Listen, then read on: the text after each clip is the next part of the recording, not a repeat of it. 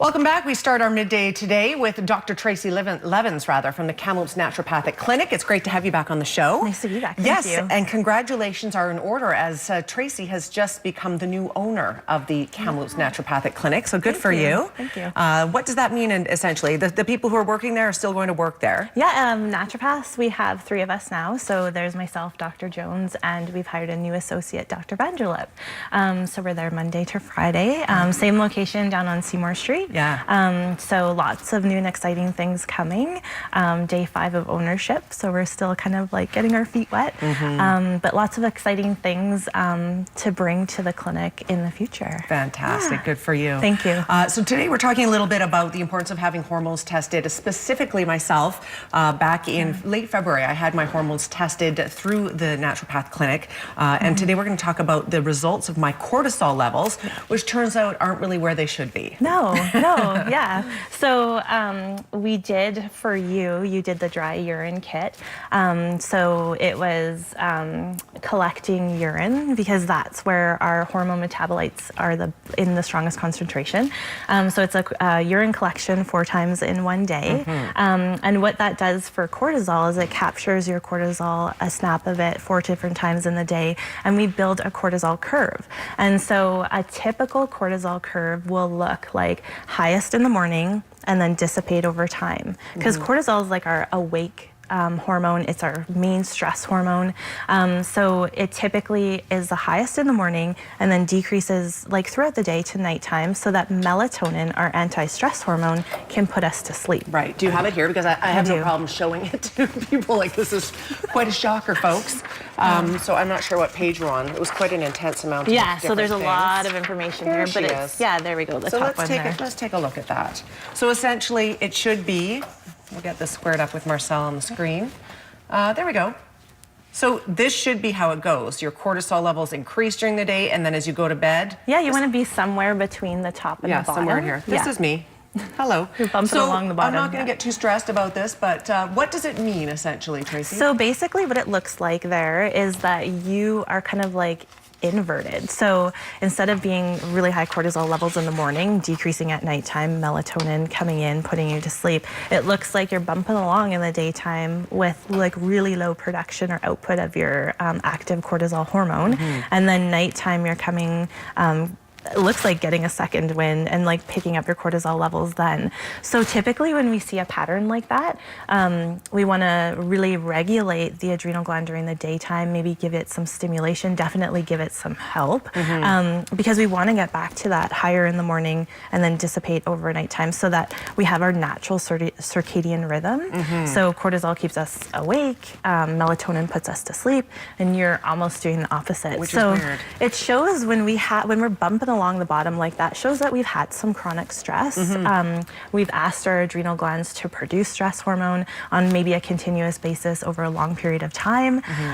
So if we don't nurture and give nutrients back to that gland and we ask it to make that hormone all the time, all good things come to an end, right? So we won't be able to produce it in the volume that we're asking it to over time. Right. So that's kind of what we're seeing with yours. So I just kind of put together like a little basic protocol that would be like maybe indicated for you. So what I like to do when I see that the gland's like suffering a little bit and needs some help regulating and potentially some stimulus, I like to use a combination of nutrients that potentially the gland that we're deficient in because the gland needs so much. So the big nutrients that the gland needs is B5, B6, vitamin C. Our adrenal glands are a big storage place for vitamin C. Yes. So something like this ProAdapt, it has nutrients that the gland really needs. It has gland from an animal source in it, so adrenal gland to help yours out. It has herbs that are very calming to the central nervous system, so our perceived stress is ramped down a little bit. And then it has licorice root, which is like very nourishing, and it helps us take our storage form of cortisol and convert it to cortisol. So it's like a one-stop shop for the adrenal gland. And then at nighttime, because you're on the upswing at nighttime, we need to suppress that cortisol because we don't want it to be high. So typically we like to take a little bit of melatonin because potentially your cortisol is canceling that out at nighttime. Melatonins are sleep hormone, anti-stress hormone. And then this guy here is called Cortisol Manager, and it manages our cortisol levels when they're too high. So it has some really good cortisol antagonists in it. So when you're getting that upswing at nighttime and you shouldn't be, the herbs and the nutrients in there sort of like suppress that so that we don't have that inverted curve like what you have going on. Yeah. What's interesting though is that Tracy was mentioning that I should feel like, am I having trouble going to sleep if my cortisol level is going up towards nighttime? I sleep beautifully. So I don't know, how do you sort of decide whether or not all of these are needed? If I do sleep well, should I still be taking that last one, for example? Yeah, and so that's where it gets into the rest of your hormone profile. So we did every hormone that you're making and excreting.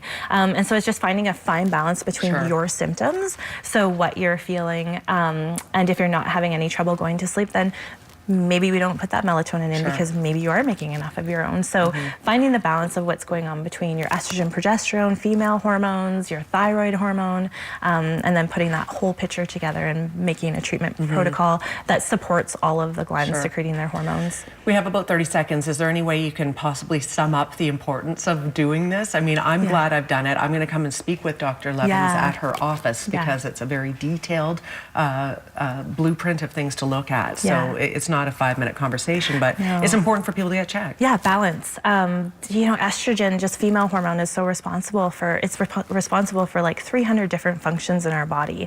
So women think postmenopausally, oh, I don't need estrogen, doesn't matter, but it does. It does a lot of things. Cortisol is so important because it's our stress hormone.